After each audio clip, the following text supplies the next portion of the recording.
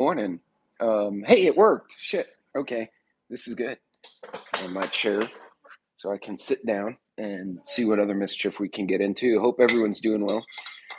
My schedule keeps bouncing around, so now I'm finding that my mornings are free more than my afternoons, which is kind of goofy, but it is what it is, right? Um, I should be at a clay shoot today, but I missed the deadline, and so it's one of the four big ones we have out here each year. And the guys were like, "Which team are you shooting on?" I'm like, "I'm not shooting on a team. Hold on, I got to fix this." And they asked me, "Why the hell aren't you?" And I'd tell them, "Well, shit. Hey, Tony, good morning." And I told him I was covering for two other people, and I got busy and I missed the deadline, so I will be going nowhere today. I might go and get free tacos. Like I'll drive to wherever the hell the shoot is and go get free tacos. And then, hey, good morning, Vision. And then, what's going on, girl? And then call it good from there. Um, I I got shoots the next 3 weekends, so it's uh it's fun. I screwed up Royal. I got blackout drunk screw. No clue what happened after 7 last night. Oh, Joe, that's not good, man. That's a bit too much. Mm. Blackout drunk is not bueno. Although the last time one of my buddies got that intoxicated in college, he decided that the thing of the night to do was to go into an empty building on campus, go to the fourth floor, and start ejecting toilets. Hey, Dan H., ejecting the toilets out of the fourth floor. He's like, "I'm going to do something exciting." And he ran. That perfume is all over me. I'm amazed I got home. Okay, God, Joe. Anyway, Joe always has a good. Joe has a very adventurous life at times. Um, we're walking home from the bars, and he goes, "I'm going to do exciting things." And he just took off, right? And this was like drunk Scotty, it was his name. And we're like, "Where the fuck's Scotty going?" And then he runs into this construction zone, which was an abandoned building. Hey, Red. And we're waiting, and we decided he was dead, right? Like the zombies got him because we were equally intoxicated. And then his head pops out of like the fourth floor window, and he goes, "Check this out. Everyone, go across the street." So, drunk logic. There's a bunch of guys and girls there. We're absolutely plastered, and we go across the street. And he goes, "Are you ready?" And we're like, "Well, yeah, what the hell are you doing? Don't jump." He goes, "I'm not jumping." He runs away, and out comes an entire toilet. He just chucked a whole, which is not a light thing to do, out the window. And yeah, and it was needless to say, we all get up the next morning. We're like, did he actually throw toilets out the window of the empty building? And sure enough, we went there in the morning, and there they were. But that whole morning was just garbage, and that's how this whole week has been. Like every morning I get up, and it's not because of alcohol, it's because of work, and we're sitting there going, what the hell were we supposed to do today? So many people are on vacation or just now coming back that, oh no, Vision, I have no idea. There was broken ceramic everywhere, and we kind of got close to it, and we're like, holy cow, there's a bunch of broken toilets down here. We didn't invent that in our heads. That wasn't a mass hallucination. He legit threw about a half dozen toilets. Um, Apparently, the cops saw that last one come flying out, so campus police went down there, and they went into the building looking for him.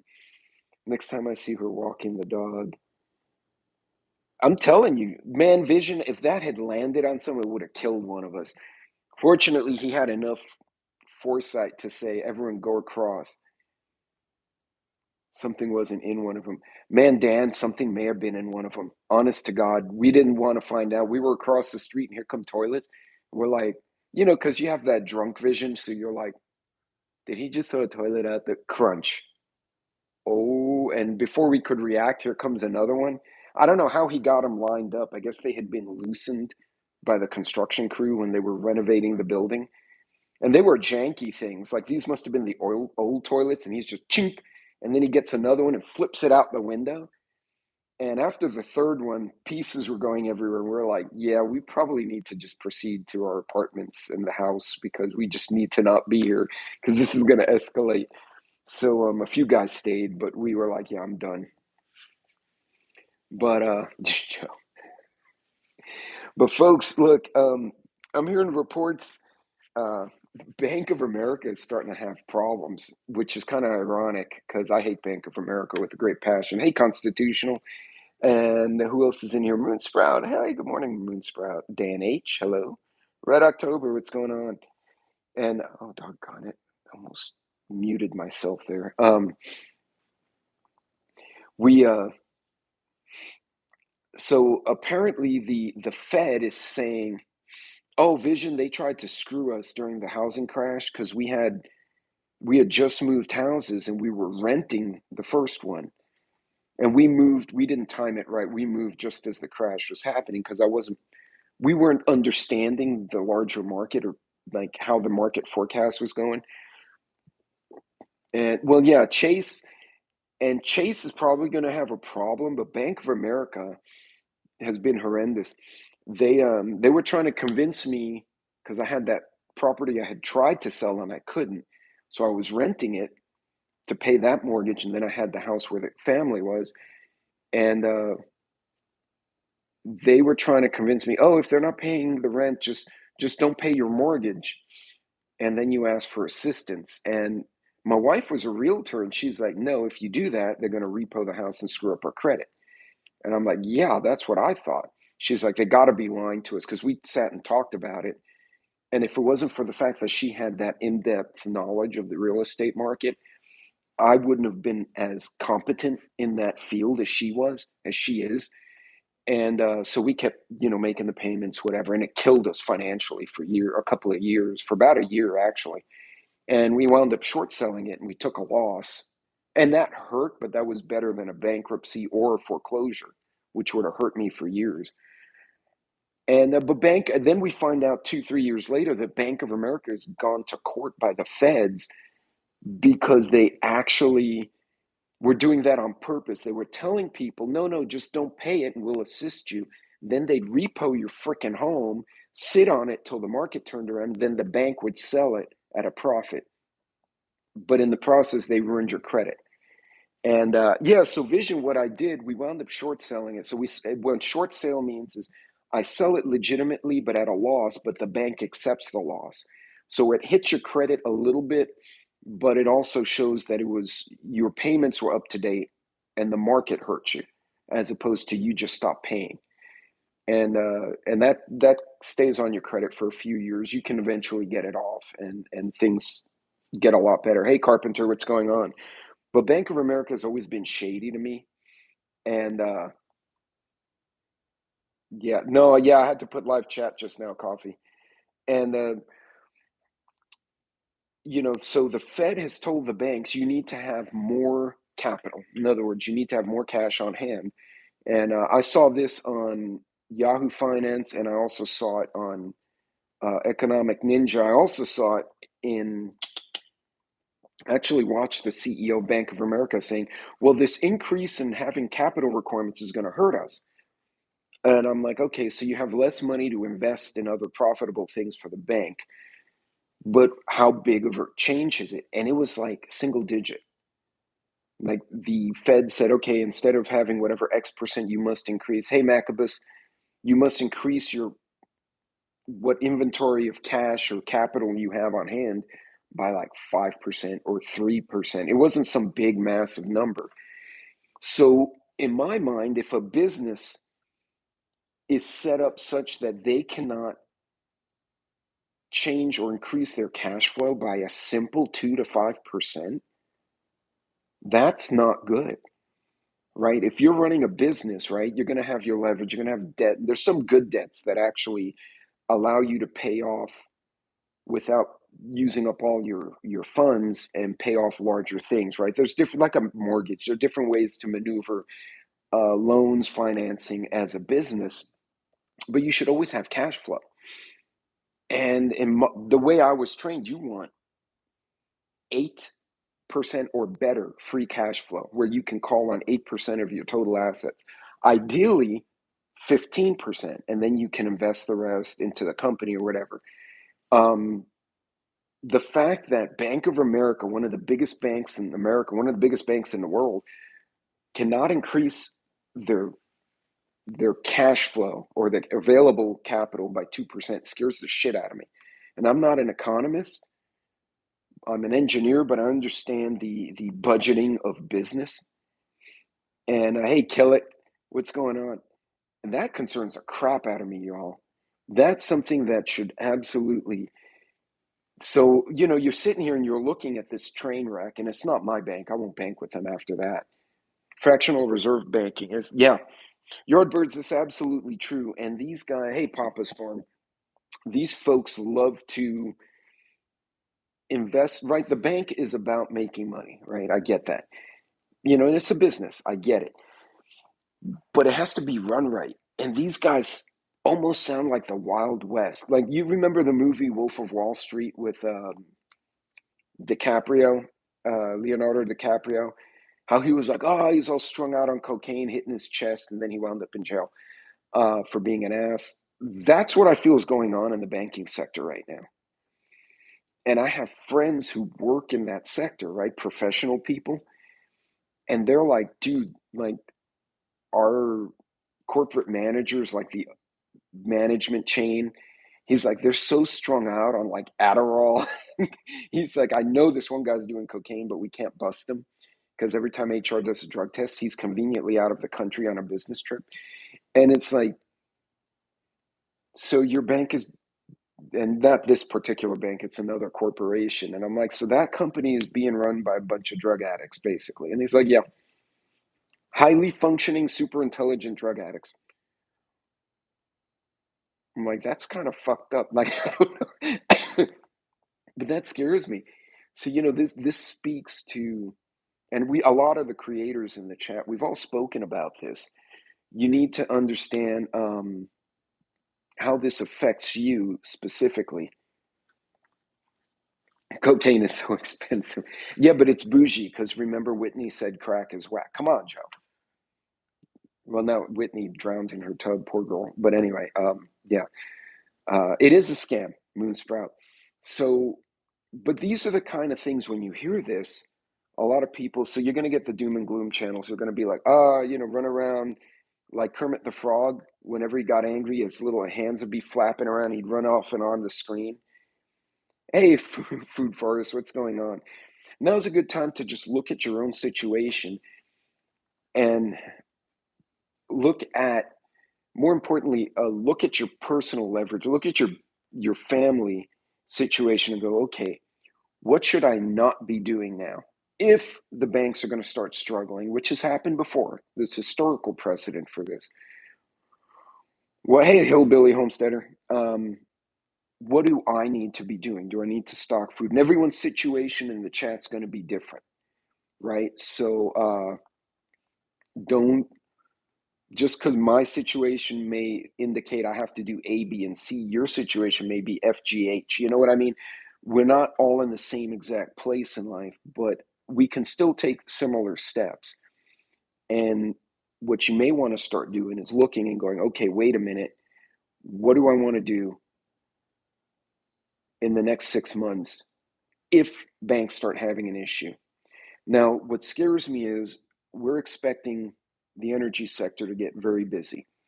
Oil and gas, solar, all the energy. So energy demand is going to go up as we get later into the year, as the economy start trying to move again. We're still in inflation, and now the banks are starting to go the other way. So you're going to have a lot of pressure on the economy. So it's important to look at where you are now and look at where you want to be in 6 months and start taking small steps in that direction. But be smart, right? Do your homework. And if you're not sure what you're doing, yet the bank's trying to give everyone more credit cards and raising credit limits. No, yeah, I've seen that. Actually, I've had that happen. My card, they're like, hey, we've increased your credit limit by X. And I'm like, yeah, but your interest rate sucks. So I like put my symbolic purchase once a month and then I pay it off. And then like I wait a month, and then the next month after that, I put a symbolic purchase and I pay it off. You know what I mean? Just to show activity on the account. I'm not going to run up that much credit. Are you kidding? But you're right. They're increasing your credit scores. They're trying to sending you transfer your balance from here to there. Because thank you, Food Forest. Um, Transfer your balance, and all they're doing is playing. It's a shell game, right? They're telling you take your debt from here, move it here, but now you have all your eggs in this basket. Um, be smart about what you're doing going forward, going into the next 2 quarters. Um, Make sure that you're thinking of your priorities, list them out, be smart about how you're doing it. And yep, 20 to 30%, I pay it off right away anyway. Right. And granted, sometimes there's an emergency and you can't pay it off right away. But what you can do is whatever your minimum is, let's say your minimum's like $50, pay over that. A good rule of thumb, pay 10% over, which would be $55, right? It doesn't sound like much, but that extra five is going to go to the principal, right? And you're just going to start knocking it down. And it knocks down a lot faster when you pay a little more. If you have multiple cards, you have a small one and a larger one, pay off the small one, take the amount you were paying here, don't piss it away, put it on this guy's payment. So if you're paying 50 here and whatever here, and you pay this guy off, take that 50 and throw it over here. And now you're high paying, if you will, this card every month, and try to reduce it. You may not be able to. Everyone, like I said, everyone's situation is different. That may not be an option for you to just pay it off immediately.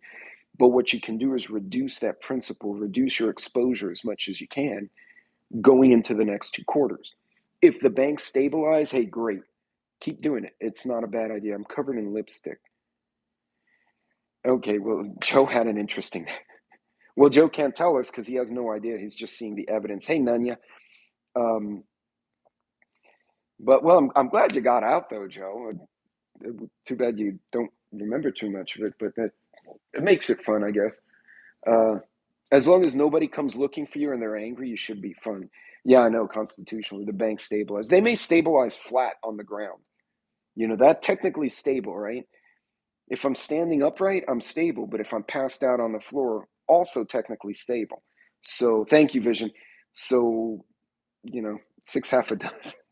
But yeah, um, but reduce your personal debt, reduce and be smart about it, right? Obviously, we have to buy groceries, you have to pay rent or mortgage, car payment, whatever it is. We all have obligation. Um, Prioritize, but don't. Yeah, everything does stabilize at the bottom. Just be mindful of what you're investing in, what you're spending in. And if you can use someone else's money to pay something off, for instance, like Amazon, Klarna, there are a few payment apps, and it depends on what you're comfortable with. Where you say you need a $500 jackery, I'm just throwing that out there.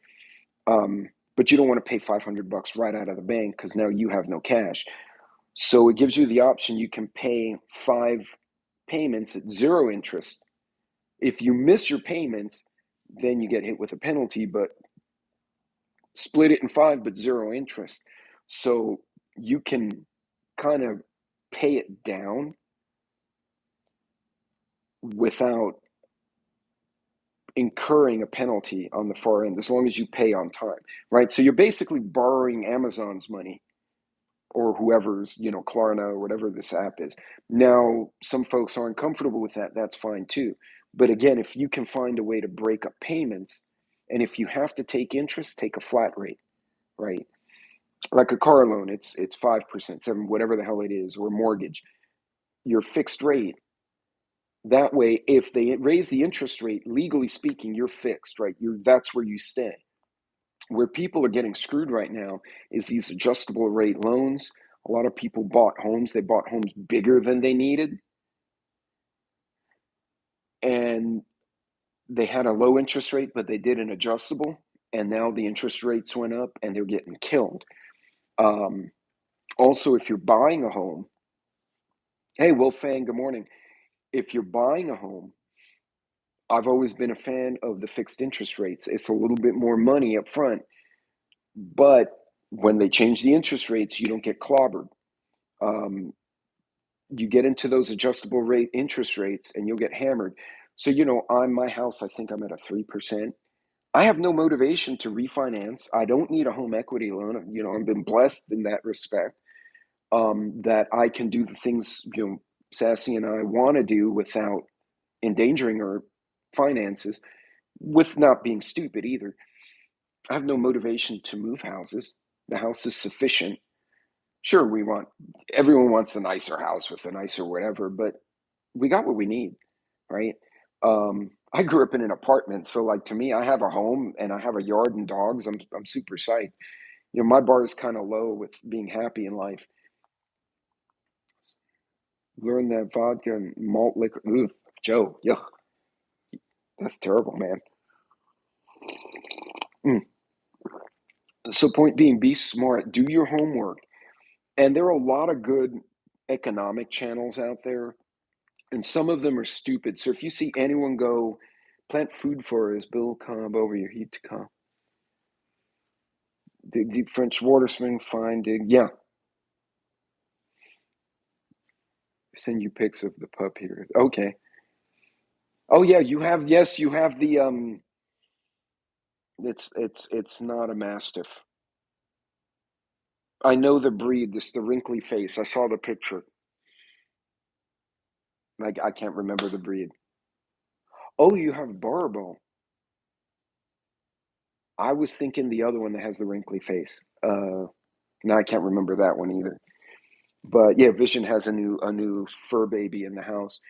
But folks, be smart. Hey, Carpenter. I think so, Lady Smith. I'm not sure. Um, hey, Lucky. Good morning. But oh, that's going to be a big dog, Vision. That's not a small puppy. You have fun with those big turds too. I thought these little guys, their little logs were terrible, man. That's going to be a big old pile of poop. Anyway, you notice dog owners, we immediately go to what level do I have to clean? Um, be smart about how you invest. Be smart about, and just do your homework, and don't buy in a panic. Like I said, Sassy used to drive an Expedition, which we bought years back in 2018, and the vehicle at the time was 45. But we had three kids in the house, teams. One was moving to her first apartment. Right, we had a lot going on. That was the right vehicle for us. We moved out west with the company relo, and there's ice, snow, flooding, and I'm like, you need a smaller all-wheel drive. We went to look at the car she had paid 45 for. It's 82 now. Same trim, same goodies, just the newer version. Almost double the price. It absolutely floored me. I'm like, who the hell can afford this? And your interest rate's now going to be garbage too, right? So you're paying more for your vehicle, and instead of getting the 3, 4, 5% fixed auto loan, you're getting 7, 8, 9. Well, who the hell wants to do that? Pup's dad is 210 pounds. Good Lord. That's a big dog. Yes, Moonsprout, absolutely. And Moonsprout kind of summed it up very well. Uh, little steps, right? Don't flip your canoe over trying to suddenly pay off a bunch of stuff you're not ready to pay off. Because then what happens is you pay off a bunch of debt, but now you have no cash. Something comes up. So what do? You hit the credit cards again. So you got to find that kind of a balance point where you're like paying down the card quicker than the minimum payment, but at the same time, don't. Hey, Lioness, don't make yourself too cash poor in case things come up. Happened to me. I went to shoot to the shooting range, which is out in the country. Get halfway back, and my truck starts doing this, and I think, ah, shit. So I find a Walmart. I passed a Walmart on the way. I just pulled in there, and I get out of my truck, and my right front tire is gone. It's just flat, and I know it's screwed, right? So I'm like, I just need two reasonable tires, right? But 150 bucks a piece. It's 300 bucks right there plus tax to replace, because I replaced two tires and put them in the back, put the old ones in the front, and took the extra one, and I have it back here. Probably wind up selling it. But that was $300 I wasn't expecting to have because I blew out a tire on something I didn't even see. I didn't even feel it until the tire went flat. Um, having being able to have the cash for that and not have to go on an interest rate credit card is a good thing. I looked at new trucks last year, decided to get a small bank loan, new engine put in my truck, and redid the suspension. Now I have a small payment. Right. And constitutional, you think about it, I bet that small bank loan was a fixed rate loan. It was a personal loan, so it was way smaller on the interest, smaller on the payments. You basically gave yourself a new vehicle. And honestly, my pickup's in great shape. It's a 2018, 2019.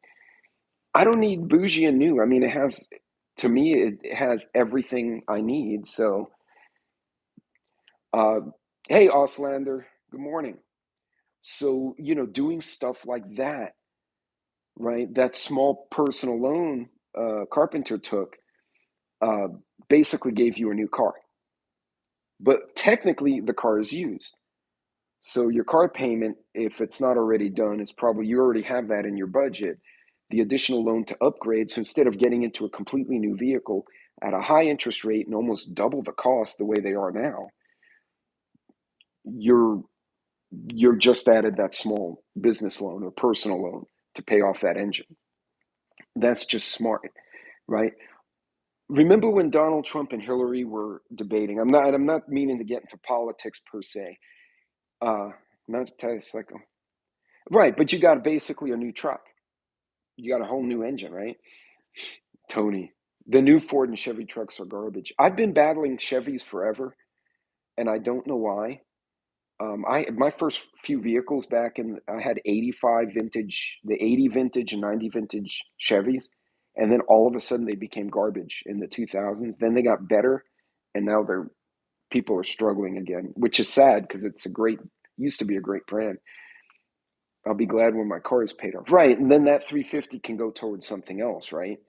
Um, but do your homework. Take the time to do the homework, make these smart decisions, and think them out. Don't react. And I think a lot of the channels will tell you this. Do your homework, understand what you're getting into before you invest a bunch of money or commit something. And then, like I said, who the hell thought I'd knock a bunch of my tires out on the road? Uh, New trucks are like buying a house. So we did the math. So just for giggles, my wife, because we're gonna have our youngest son, daughter-in-law, and our new granddaughter will be in an army base 4 hours from us. So now I don't want to move because I'm like I can drive 4 hours. Much to the dismay of my wife, who wants to go back to Houston where all the shopping is. And I told her, no, it's better for me because now you can't shop, which was not the correct answer. Um, so I heard about that. But anyway, uh, we were like, oh, well, if we're going to have grandkids and family nearby, because now we're between two of our kids, our daughter and our youngest son, let's maybe look at a slightly bigger house where the kids and dogs can play in the yard. And we did the numbers with our current interest rate, and then we did the numbers with the new market interest rates, and the payment was, 1,200, 1,500 a month more if for this roughly the same house. And it's like I can't compute that. I almost traded in my wife back in the day for a newer model for knee and hip replacement. She was good as new.